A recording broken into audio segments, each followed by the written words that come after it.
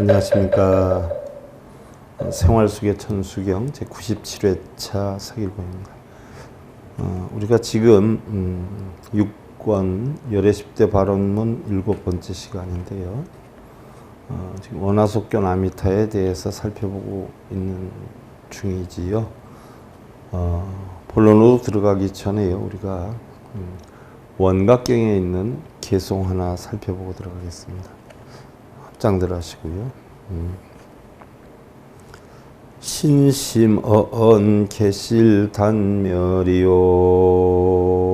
소현열반 하황능이 유사 유심 즉도열의 원각경계 일어나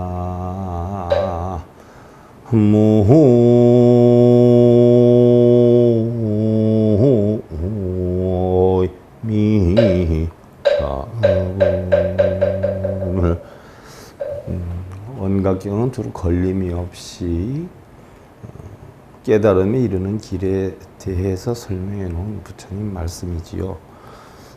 몸과 말과 마음이 모두 끊어졌다라고 하더라도 우리는 흔히 열반에 이른다라고 해서 몸이나 말이나 마음까지도 다 끊어놓으면 열반에 이른다라고 하지만 그런 것들이 다 끊어졌다라고 하더라도 열반에 이르지 못한다라고 해서 왜? 끊어졌다라고 하는 생각 때문에 열반에 못 이루죠. 그런데 심지어 어찌 생각 있는 마음으로 열의 중군 깨달음 경계를 헤아리겠느냐라고 해있어요. 흔히들 여러분들 우리가 불교에서 공이다라고 하면 이 공 속엔 아무것도 없는 줄 알아요. 아니요. 우리가 눈, 귀, 코, 의 몸뜻이 있단 말이지요. 눈, 귀, 코, 의 몸뜻이 있는데 어떻게 세상의 소리를 안 듣고 세상의 눈으로 안 보고 안 겪고 안 느끼고 살 수 있어요. 다 겪고 보고 느끼죠. 그러니까 있는 자체가 유예요. 유.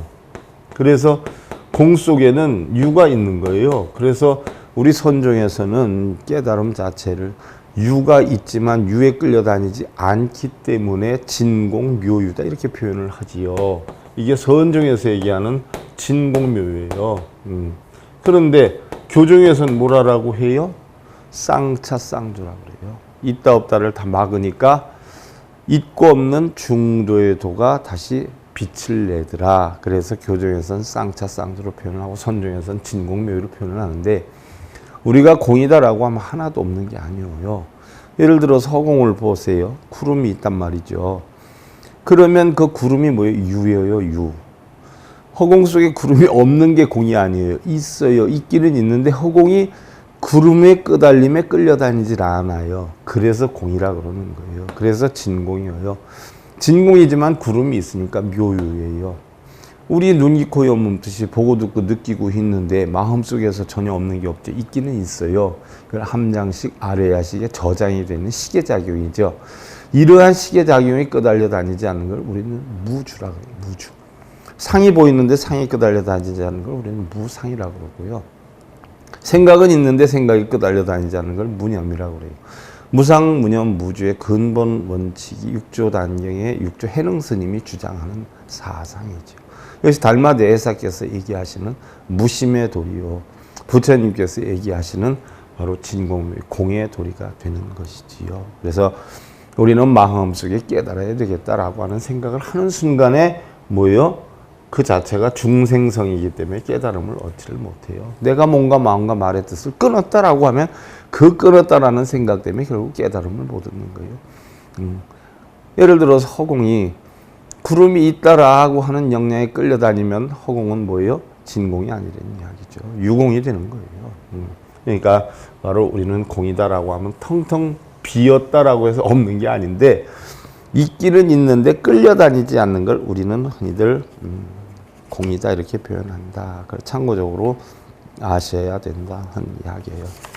그러면 오늘 여러분들 열애 10대 발언문 가운데 원하속견 아미타에 대해서 들어가는데 우리가 현재까지 부처님의 10가지 서원 가운데 쭉 다시 한번 살펴보자고요. 오늘 10개 발언문 가운데 8번째를 하고 있는 중이었어요. 그래서 지난번에 원화속견 아미타를 하다가 시간이 돼가지고 끝났는데, 부처님 10가지 발언문이 첫째가 원화영리 삼학도예요. 원화영리 삼학도. 삼선도 삼학도 가운데 지옥하기 축생의 삼학도에 영원히 벗어나겠다. 원화영리 삼학도예요. 그럼 우리가 삼학도로 빠지는 가장 근본이 뭐냐면 탐진치란 말이죠. 그럼 삼학도에서 벗어나려면 어떻게 돼야 돼요? 탐진치를 끊어야 돼요. 그래서 원화속단 탐진치, 하루속히 탐진치를 끊겠나이다. 그럼 탐진치를 끊으려면 탐욕이 뭔지, 성냄이 뭔지, 어리석음이 뭔지를 알아야 된다는 말이죠. 그럼 어떻게 알아야 돼요? 부처님의 가르침을 통해서 제대로 알아야 돼요. 그래서 원화상문 불법승이다 해서 항상 부처님의 가르침을 다 배우겠다는 이야기고요. 그럼 부처님의 가르침을 배워서 어떻게 없애야 되느냐? 탐진치를 없애는 데는 개정회로 없애죠. 우리가 눈, 귀, 코, 이, 몸뜻의 작용을 차단하려고 하면 육바라밀로 차단을 한단 말이죠. 그러면 개정회로 탐진치를 없으니까 개정회를 배워야 돼요. 부처님 가르침을 통해서. 그래서 원화 근수 개정해라. 하루속히 닦겠다는 이야기죠. 그러면 원화 근수 개정회를 닦아가지고 실천행을 하려면 어떻게 돼요? 부처님의 가르침이 필요하죠. 그래서 원화항수 제부락 항상 어느 때나 부처님의 가르침을 깨우치겠다라는 이야기고요. 또한 우리가 가르침을 배우다가 보면 뭐 번뇌하는 때도 생기고 뭐 사정이 생겨서 물러나는 마음이 생길 수도 있어요. 그러니까 어떤 일이 있어도 부처님의 가르침을 깨우치는 데 대해서 물러나지 않겠다라고 해서 우리는 원화불태 보리심 이렇게 하는 거예요. 절대 보리심에서 물러나지 않겠다. 보리심에서 물러나지 않다가 보니까 우리는 어디로 가요?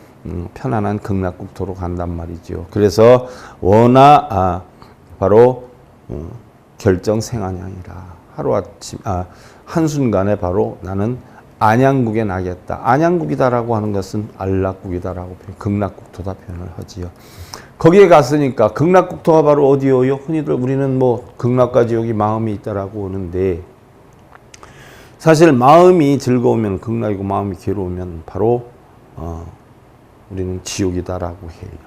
그러면 미타정토 사무경을 통해서 보면 정토라고 하는 것은 어디에 있냐라고 유심정토다라고 했어요. 유심정토다라고 했어요. 정토는 마음에 있어요. 물론 정토사상이 700년대 중국에서 만들어진 거란 말이죠. 부처님 제세 시에는 정토사상이 없었어요. 그 당시에는 이제 지옥사상만 있었죠. 지옥사상만 있었다가 후세에 중국에서 만들어진 게 정토사상인데 이 정토라고 하는 것이 알고 보니까 어디에 있었냐?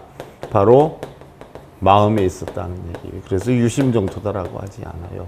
그럼 미타정토 삼부경에 보면 그러면 서방정토를 주재하는 부처님이 아미타 부처님이라고 그랬는데 그럼 아미타 부처님 어떻게 생겼느냐? 알고 보니까 바로 자성미타예요. 본성이 결국은 뭐예요? 미타라는 얘기예요. 본성이. 그러니까 우리의 본성, 깨닫는다라고 하는 열반된 마음 이 자체가 아미타라는 거예요. 그럼 여러분들 뭐 아미타부를 친견한다라고 하면 실제로 뭐 아미타 부처님을 친견하는 줄 알고 있어요? 아니에요. 네 마음을 봐라라고 했어요. 자기 마음을 보는 게 바로 아미타 부처님을 친견하는 거예요. 그래서 어떠한 일이 있어도 난 본성을 깨우치겠다라는 이야기죠. 이것이 바로 원화속견 아미타예요. 그래서 우리가 지난 시간에 원화속견 아미타에 대해서 공부를 하다가 말았는데 자 지난 시간에 프라세나짓 왕이 브라만들한테 해코지를 당하지 않아요. 이상한 꿈을 꾸고 이러다 보니까 결국 브라만들이 부처님한테 기원정사를 지어주어서 그렇다. 그럼 어떻게 해결하면 되느냐라고 했더니 바로 부처님한테 그런 걸 자기네 신들을 배제하고 지어주기 때문에 신들이 화가 나서 그러니까 사랑하는 아내를 비롯해서 자식들 뭐 이런 사람들을 전부 다 죽여야 된다. 뭐 이렇게 해가지고 브라세나짓 왕이 굉장히 고민을 했잖아요. 왕비가 말리카라라고 해서 결국 정원사 딸인데 정원을 잘 가꾸기도 하지요. 그래서 프라세나짓 왕이 아무리 자기가 나라를 살린다라고 하더라도 자기가 사랑하는 사람들 다 죽이는 게 이상하다 해가지고 고민하고 있다가 화원으로 나갔더니 화원에서 말리카가 그런 이야기를 해주잖아요.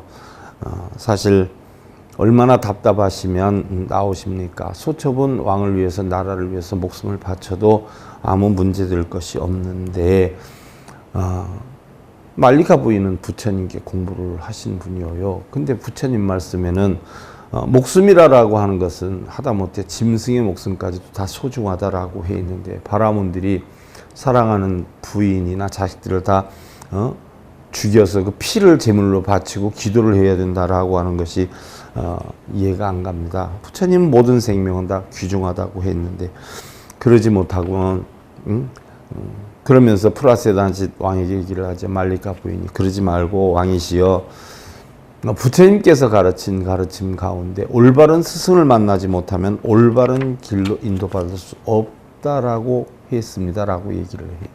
일례를 하나 들어서 여러분들 부처님 가르침에도 있지 않아요? 뭐 생선을 싼 새끼줄을 손에 만지다 보면 생선 비린내가 나고 또 향료 가게에 있는 향을 쌌던 종이를 만지면 손에 향내음이 배는 것과 같이 내가 누구를 만나고 다니느냐에 따라서 나의 변화가 오듯이 스승 역시 바르지 않으면 굉장히 어려움을 겪죠. 여러분들 뭐 부처님 제세시해 아인사라라고 해서 앙굴리마라라고 하는 사람이 동진출가해가지고 결국 스승한테 가르침을 받다 나중에 스승이 억하심정을 가지고 100사람의 손가락 뼈를 목걸이를 해서 닮은 소원성취한다. 네가 깨달음을 얻을 수 있다라고 해가지고 결국 100사람을 죽이는 99명까지 죽이는 앙굴리마라가 형성이 됐는데 그와 같이 스승을 잘못 만나면 어려움을 겪는다는 이야기죠.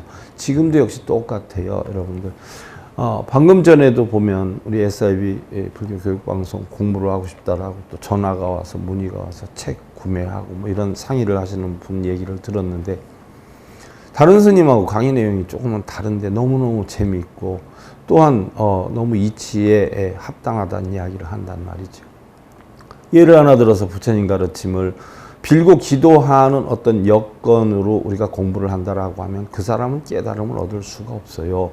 올바른 스님들은요 부처님의 가르침을 빌고 매달리고 기도하는 걸로 가르치지 않아요. 바로 공안 이치를 가르쳐 주죠. 그래서 우리 마음속에 있는 탐진치를 없애는 법을 가르치지요.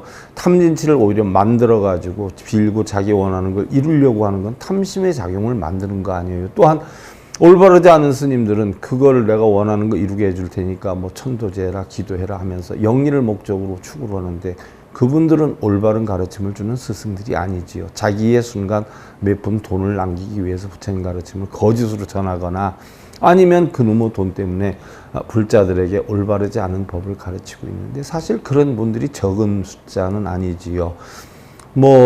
제가 꼭 어디라고 찝진 못하지만 방송 분야에서도 우리나라에서 공부하신 스님 한 150명 정도를 보는데 그나마 정말 공부를 많이 해서 자유자재로 법문을 할 수 있는 분 하면은 7명, 8명 정도로 이렇게 손으로 꼽는단 말이죠. 그 외에 보면 사실은 공부를 했다기보다 남이 써주는 원고 가지고 읽는 이런 분들도 굉장히 적지는 않고요. 순간순간 어떤 영리를 목적으로 하는 뜻에서 기도하면 소원이 성취된다, 천도제하면 성취된다 이렇게 해서 불자들의 탐욕심을 결국은 현혹시키지 않아요. 탐욕이 많은 불자들에게 내가 해결해 주마 해가지고 또 그런 거를 취득하는 분들이 있어요. 부처님 제세시에도 그런 분들이 많았죠. 그래서 부처님이 거짓말하지 마라라는 법도가 그래서 만들어진 거 아니에요. 스님들이 내가 너 원하는 거 이루게 해주마 이렇게 하면 소원 성취된다. 이게 다 거짓말이라고 하셨죠. 부처님께서는. 그래서 내가 깨달았다. 내가 네 소원 성취를 이루게 해준다. 나는 영검하니까 나한테 시주해라. 얼마 가져와라. 공양 올려라. 이거는 성과 취락을 빼앗고 곡식을 빼앗고 가정을 파괴하는 범죄자보다 더 큰 도적이다라고 해 있어요. 그래서 만들어진 게 우리 불교의 거짓말하지 마라의 계획. 그래서 스님들이 그런 걸 하는 것을 큰 거짓말이라고 했죠. 그 다음에 라우라가 온천에 와서 부처님 칭견하려고 하면 이쪽에 계신데 저쪽에 있다고 저쪽에 계신데 이쪽에 있다라고 해서 했던 거짓말을 작은 거짓말이라고 해서 거짓말하지 말아라라고 하는 법도가 만들어지게 된 거예요. 그래서 사실 우리 불교에서는 계율이 만들어진 게요. 불자들을 위해서 만들어진 게 아니에요. 스님들을 위해서 만들었어요. 스님들만 잘 지키면 아무 탈이 없어요. 그러니까 지금도 보면 뭘 하면 소원 성취가 이루어지니까 뭘 해라, 뭘 붙여라.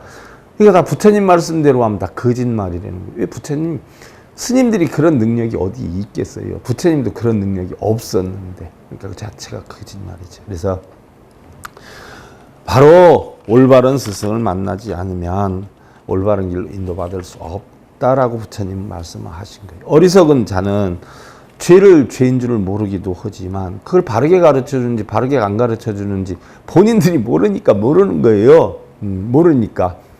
동생이 형한테 묻지요. 형, 3 더하기 5는 얼마야? 그러니까 형이 그것도 몰라 이 자식아. 7이지 7. 그러니까 형 되게 잘한다. 이거하고 똑같은 것이거든요. 모르는 사람이 가르치는데 모르는 사람이 배우니까 어떻게 돼요? 그게 맞는 줄 알고 배우는 거예요. 그래서 죄를 죄인지도 모르고 불법이 불법이 아닌지 긴지도 몰라요. 그분이 얘기한 게 맞는 줄 알죠. 이러다 보면 뭐예요? 문제가 되는 거지요. 혹시 안다고 해도 또한 법대로 고치지 않으려 해요. 바른 법을 하다가 보면 사실은 뭐 가져와라 뭐 내라 이런 게 없거든요. 불교에는. 부처님이 그거 받으면서 시주 받으면서 불법을 전했어요. 아니면 불자들한테 절 지어달라고 했어요. 불상 모셔달라고 했어요. 그런 거 한 개도 없어요. 경전에. 설령 남으로부터 죄가 있음을 지적받는다라고 하더라도 법과 같이 받아들이지 않는단 말이지요. 왜 자기 이득이나 영리를 목적으로 하는데 부처님 가르치면은 그런 게 없거든요.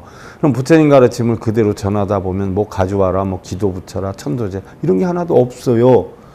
그러다 보면 뭐 생기는 게 없으니까 그렇게 안 하죠. 부처님께서 그렇게 했다고 그래야 이렇게 하지만 부처님 어느 경전에서 그런 말씀을 하셨는지 알려주십시오. 꼭 질문을 해야 돼. 부처님께서 어느 경전에서 어떻게 얘기했다는 것을 확고부동하게 인지하지 못하면 그 말은 한마디도 듣지 말아라라고 부처님께서 잡론을 파는 방법에 설명을 했단 말이죠. 그래서 현명한 사람은 죄를 죄로서 알고 법과 같이 그것을 고치고 죄가 있음을 지적당하면 그것을 겸허히 받아들인다라고 합니다. 라고 말리카 부인이 프라세나짓 왕에게 얘기를 하지요. 부인의 말을 듣고 있으니 머리가 맑아지고 바라문들의 이야기가 허공에 맴도는 듯하구려. 프라세나짓 왕이 부인한테 얘기를 해요. 내가 그동안 부처님과 인사는 했지만 그분의 설법을 크게 들은 바가 없으니 이제라도 부처님을 찾아뵙고 고민을 한번 풀어보겠소 라고 하지요. 그래서 대왕은 말리카 부인에게 얘기를 하고 부처님 기원정사에 계신 곳으로 함께 뵈러 가지요. 이때 대왕께서 이처럼 거대한 기원정사를 지어주시고도 법문에 소홀하시더니 이제 마음의 고뇌를 안고 찾아주셨군요. 부처님이 굉장히 성대하게 브라세나짓 왕을 받아들이지요. 내가 진심으로 대왕을 도울 것이니 제 말을 잘 들어주십시오. 하면서 여러분들 법국에 나오는 귀절이 이게 암경의 귀절이죠. 잠들지 못하는 사람에게 밤은 길고, 자, 브라세나짓 왕이 얼마나 고민이 많고 잠을 못 이루었다라고 하는 걸 부처님이 아셨으면 이러한 법문을 하셔요. 지친 자에게는 길이 멀며 법을 알지 못하는 어리석은 자는 윤회가 긴 것입니다. 길을 가는데 능한 사람이 대등한 동반자를 만나지 못한다면, 올바른 지혜를 가지지 못한 자를 만난다면 차라리 혼자 가는 것이 좋은 겁니다. 여러분들도 절에 다니면서 바른 불법을 못 배우느니 차라리 절에 안 가는 게 낫다는 이야기죠. 왜냐하면 절에 간다고 하는 사람들 대부분 보세요. 자기 원하는 거 바래서 가지요. 그럼 도둑질하러 가는 거예요. 자기가 원인을 만들면 빌지 않아도 이룰 것이고 원인을 안 만들면 아무리 빌어도 못 이룬다는 이야기죠. 예를 하나 들면 10만 원을 들고 가면 빌지 않아도 10만 원어치 물건을 살 수 있는데 빈손으로 가면 아무리 빌어도 뭐예요? 사질 못하는 거예요. 빈다고 10만 원 가져가는데 20만 원어치 주는 건 아니지요. 그러니까 여러분들은 대부분 절에 가서 비는 게 뭐예요? 10만 원 가져가서 100만 원어치 얻어오려고 하는 마음으로 빌어요. 그 자체가 탐욕심이에요. 그 자체가 도둑심이에요. 그럼 거기 있는 분들은 내가 해결해 주니까 얼마 가져와라 해가지고 또 뭐예요? 거짓말 치지요. 그러니까 절에 간다는 자체가 그런 마음으로 간다라고 하면 도둑심을 키우기 위해서 가는 것이지요. 바른 불법을 배우기 위해서 가는 게 아니에요. 그 얘기예요. 그래서 올바르지 않은 사람하고 벗한들 차라리 혼자 가는 것이 옳은 것입니다. 그것은 어리석은 자를 벗한들 오히려 해를 만들 수 있기 때문이지요. 그리고 날마다 천금을 내던져 100년 동안의 재물을 바치면서 소원을 이루게 한다거나 평안하게 해달라고 비는 것보다는 한순간일지라도 자신을 닦는 것이 더 나을 것입니다라고. 자, 그동안 바라문들한테 얼마나 프라세나짓 왕이 재물을 바치면서 기도를 부탁하고 죄를 지냈는데 바라문 승려들한테 왜 그런 일이 있을 수 있습니까? 라고 얘기를 했어요. 그럼 부처님이 이게 해결해 줄 테니까 기도비 얼마 가져오십시오. 우리 천도제 지냅시다. 나한테 불사시주 얼마를 하면 큰 공덕을 얻어서 그거 없앨 겁니다. 이런 얘기 하시느냐고. 아니에요.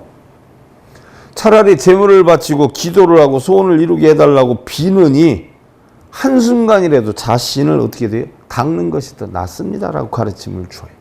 행이 나쁘고 마음이 어수선한 채 100년을 사는 이보다는 계를 지키고 선정을 행하며, 선정이다라고 하는 것은 가부좌를 드는 걸 얘기하는 게 아니라 마음속에 탐진치, 걱정근심, 번뇌를 다 끊는 거를 선정이라고 그래요. 외선내정이라고 하잖아요. 외선이다라고 하는 것은 색성량 미적법에 끄달려 닿지 않은 것을 외선이라고 그러고요. 선이라고 그러고요. 눈, 이, 코, 여 몸듯이 거기 끄달려서 탐진치를 내거나 걱정, 근심, 번뇌를 끊는 것을 우리는 정이라고 그래요. 선정이라는 것은 가부좌를 드는 게 아니라 부처님 선정은 육건이 육경을 부딪혀서 망상과 번뇌와 탐진치를 일으키지 않는 것을 우리는 선정이라고 해요. 그래서 그와 같은 선정으로 하루를 사는 것이 더 나을 것이고, 사물의 흥망성쇠를 모르고 100년을 사느니 생멸의 이치를 알고서 하루를 사는 것이 더 나을 겁니다. 대왕은 이미 누렇게 변한 가을의 잎사귀처럼 죽음의 사자가 곁에 있는데 여정의 양식을 마련해 놓지 못하였으니 얼마나 슬픈 일이 아니겠습니까? 살아있는 생물은 모두 안락을 바랍니다. 그렇죠. 죽기를 원하는 게 어디 있겠어요. 남을 폭력으로 살해하고 자신의 안락을 구하는 자들은 반드시 지옥의 삶으로 고통을 받을 것입니다. 부처님이 이렇게 가르쳤는데 승복 입고 고사 지낸다고 돼지머리 놓고 하는 사람들 아직도 참 많습니다. 한량없는 자비의 마음을 길러야 하지요. 그리고 미움도 저기도 없는 마음을 유지해야 합니다. 만일 대왕께서 자해하는 마음만 있다면 부처님이 프라세나짓 왕에게 하시는 법문이세요. 먼저 자기를 수행하십시오. 현명한 사람은 청년이나 장년이나 노년의 삼시 중에 한 번은 잠을 깨는 것인즉 먼저 스스로를 바르게 살고 남을 깨우치면 번거로움과 괴로움이 함께 물러갈 것입니다. 자, 부처님이 기도하라 안 하시죠? 천도제하라 안 하시지요? 불법은 이런 거예요. 그거 하라고 하면 불법이 아니면 바라문법이지. 전쟁에서 100만인의 적을 이기는 것보다 더 힘든 일은 자기 자신을 스스로 이기는 일입니다. 끊임없이 자기를 복종시킬 수 있는 자에게는 범천과 함께하는 악마들이나 그 어떠한 천상의 신들도 감히 이길 수가 없는 것이지요. 자기를 이기는 자는 어느 누구도 범접할 수가 없다는 이야기예요. 대왕께서는 자신의 섬을 만들고 급하게 힘써 현자가 되십시오. 때를 제거하고, 때, 무슨 때요? 방일의 때. 또 올바른 사고관을 가지지 않은 때. 모든 게 떠지. 이런 때의 더러움을 버리면 천계의 사람이 될 것입니다.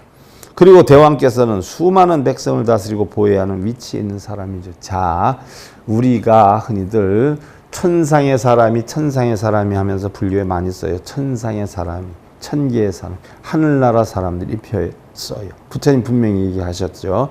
때를 제거하고 더러움을 버리면 천계의 사람이 될 것입니다. 바로 천상의 사람은 보여요. 탐진치를 버린 사람이 천상의 사람이에요. 탐욕을 조금 내는 사람이 천상의 사람이에요. 하늘에 사는 사람이 아니라. 그리고 대왕께서는 수많은 백성을 다리고 보호해야 하는 위치에 있는 사람이지요. 임금이라 하면 백성들의 부모와 같은 존재이기 때문입니다. 법에 의해서 백성들의 안녕을 보살펴 주는 것이 첫째 임무입니다. 왕과 백성은 부모와 아기의 사이로서 아이가 말을 하지 않아도 젖은 기저귀를 새로 갈아주고 때가 되면 젖을 물려주듯이 백성에게 행복을 주고 괴로움을 덜어주며 어여삐 여겨야 하는 것이지요. 임금은 백성으로서 나라의 보배를 삼아야 합니다. 백성이 변하지 못하면 왕도가 서지 않기 때문이지요. 이와 같은 보배로운 백성들을 바라문의 말만 듣고 여러 가지 신분의 차별 제도를 만들어서 카스트 제도를 얘기하는 거여요. 무라만과 크샤트리아 찰젤이죠. 바이샤 상공인이에요. 수드라 농노예요.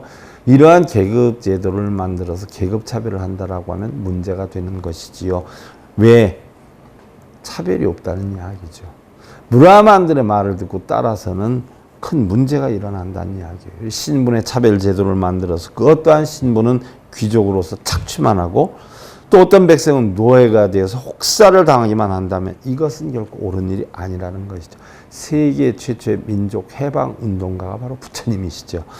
10손가락을 깨물어서 아프지 않은 손가락이 없는 것처럼 대왕의 모든 백성들도 똑같은 신분으로 차별 없이 다 같은 대왕의 사랑을 받아야 되지 않겠는지요.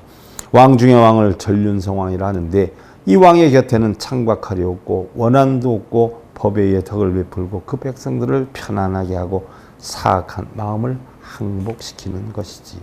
부처님의 설법은 프라세나짓 왕의 마음을 크게 감동을 시켰어요.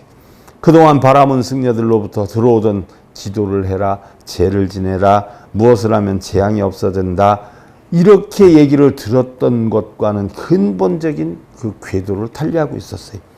프라세나짓 왕은 공손히 두 손을 합장하고 부처님의 참제자가 될 것을 굳게 맹세를 하죠.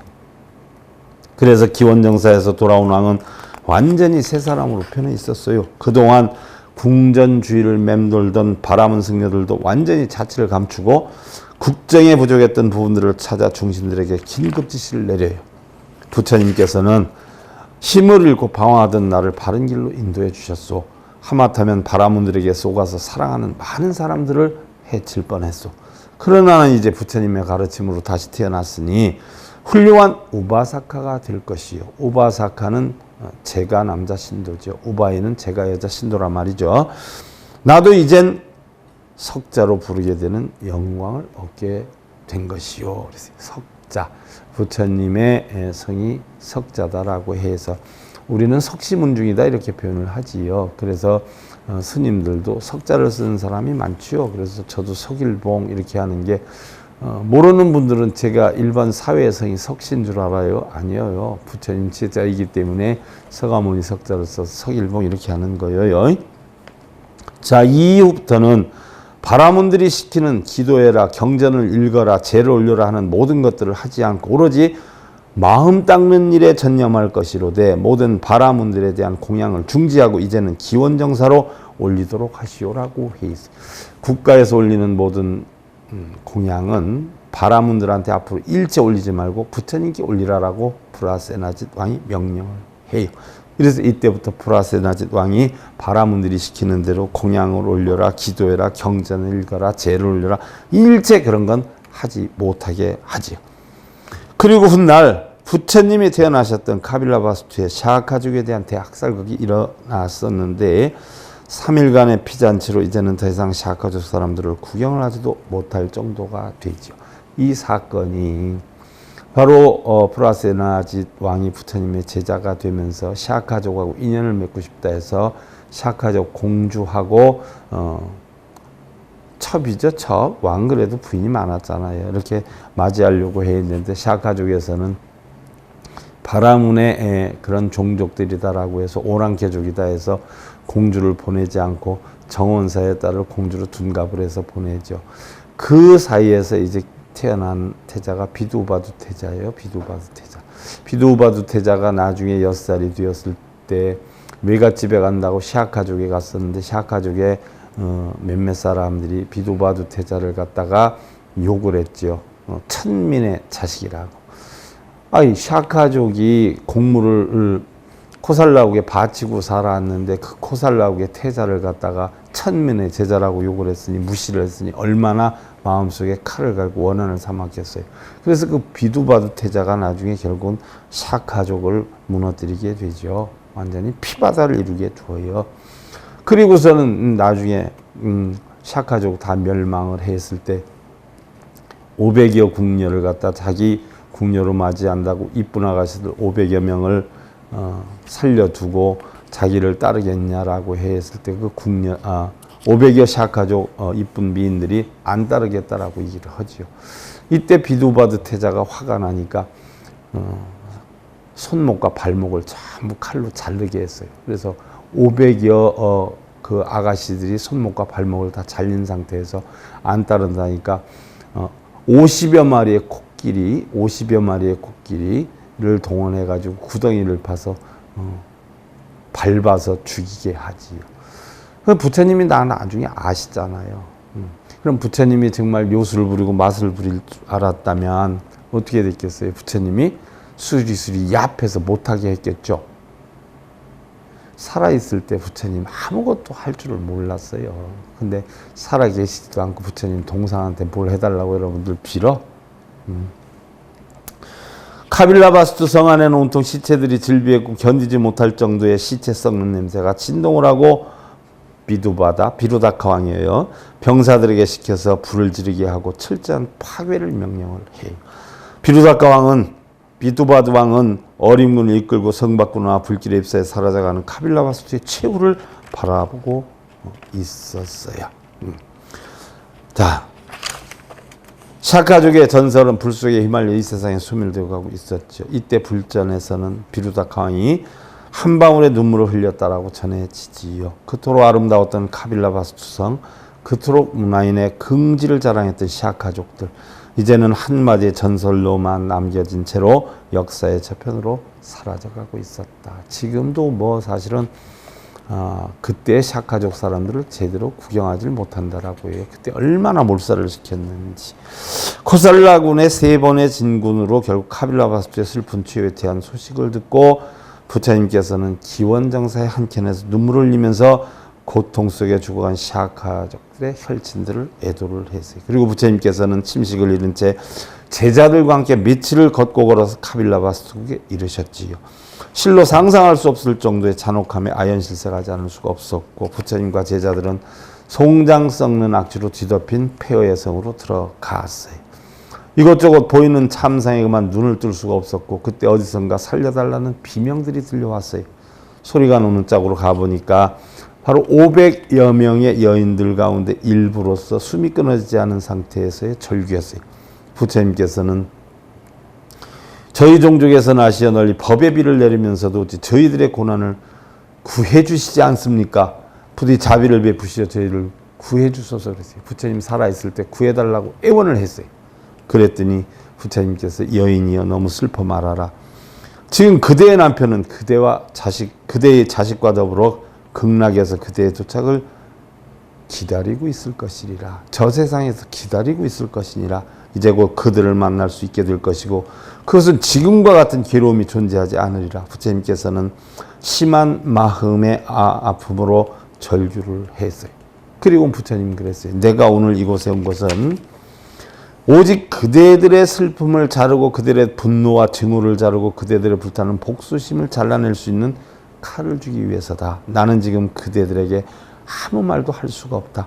한마디의 위로도 건넬 수가 없다. 누가 그대들의 고통을 나눌 수가 있겠는가? 그대들이 겪은 고통을 누가 대신할 수 있겠냐는 이야기예요. 아픔의 눈물을 닦아줄 수 어떻게 있겠는가?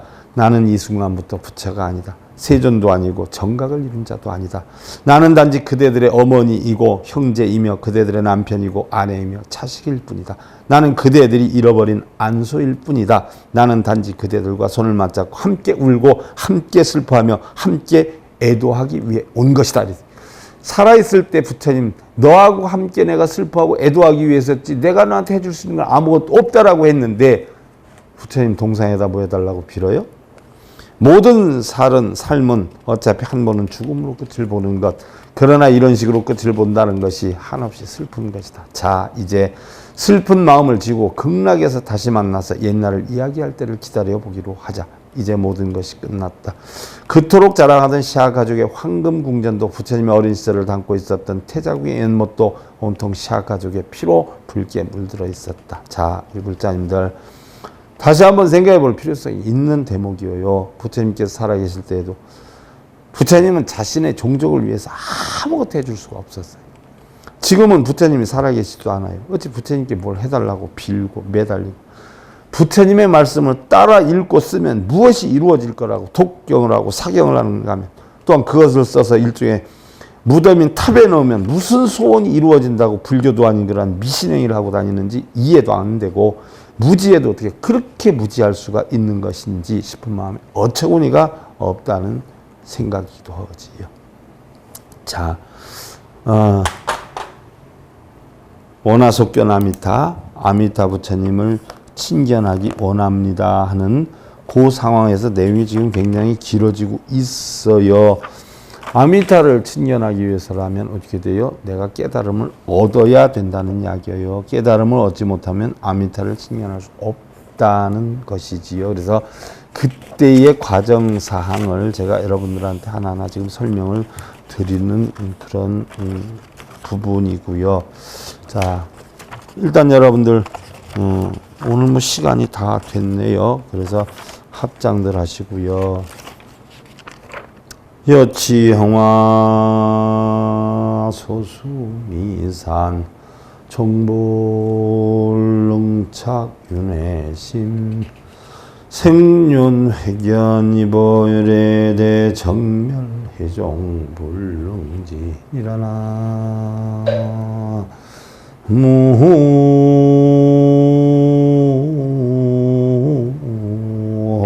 무미타 반딧불을 가지고 수미산을 사리려 하여도 끝내 불을 태우지 못하듯이 윤회하는 마음으로서 지견을 내어서 윤회하는 마음, 잘 돼야 되겠다, 나쁜 거 없애야 되겠다, 탐욕심이죠. 이런 걸 내어서 지견을 내 열의 대정멸 바다에 들려 하여도 마침내 이룰 수는 없느니라. 깨달음을 얻어야 되겠다는 생각 자체도 여러분들 탐욕심이에요. 부처님의 진정한 가르침엔 진공멸이라 깨달음도 없고 업장도 없어요. 공덕도 없습니다. 있지만 거기에 끌려다니지 않아요. 그런 것에 여여할 줄 아는 그러한 삶 되시길 기원드리면서 생활 속의 천수경 제97회차 서일봉이었습니다. 감사드립니다.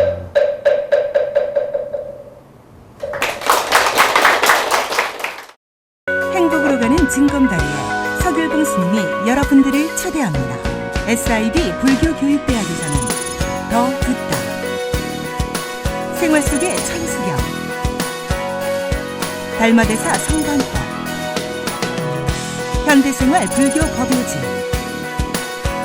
불교학 개론, 성찰스님 백일 법문 등을 비롯한 다른 불법, 다른 진리, 서길봉 스님의 SIB 불교교육대학.